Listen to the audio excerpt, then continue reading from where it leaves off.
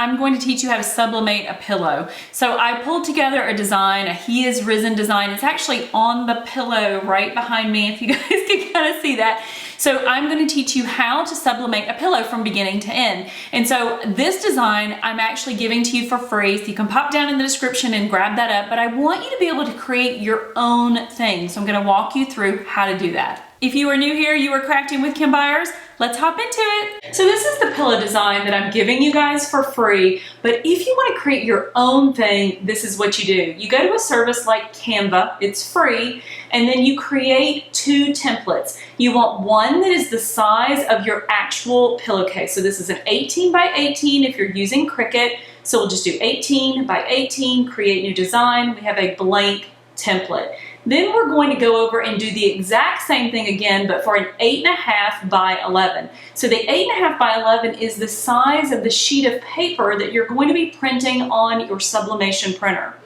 So for this, you can see this is how my pillow is going to look in the end. This is the 18 by 18. So it looks very small, like He Is Risen looks small, the cross kind of looks small, but when you move that over to your 8.5 by 11, it's the entire sheet. Okay, so once you have everything the way that you want it, you go back to your 8.5 by 11 sheet, you're going to flip your design or mirror image it, and then you are going to download that to your computer. It's really that simple.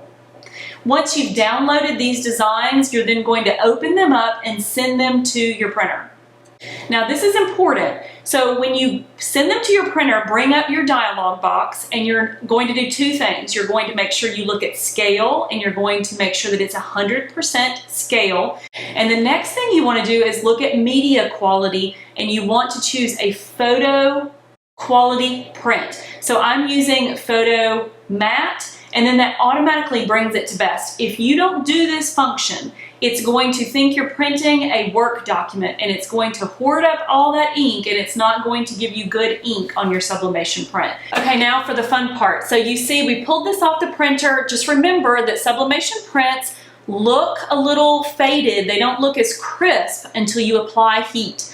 The next thing is we're using our Cricut pillowcase. We have heat tape, we have a lint roller, get the lint off of our pillowcase, and then we're going to take it over to our press, and we're going to press it for 2 reasons. We want to get that wrinkle out of the center, but we also want to take out any moisture that might be inside of the pillowcase. The nice thing about it is it also gives you this little edge all the way around, and it kind of shows you exactly where to put your design to. So it doesn't cover, my press only covers to like 17 inches.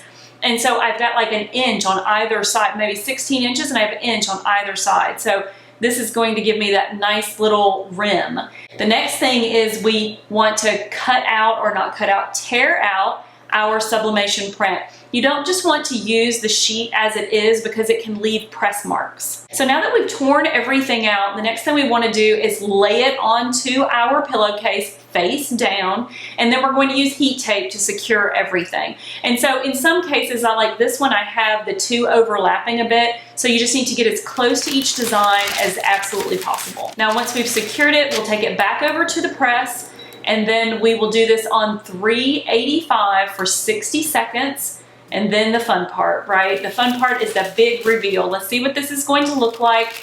And it came out beautifully. The color is rich. See how much more like vibrant it is than it was from the actual print. I call this a win.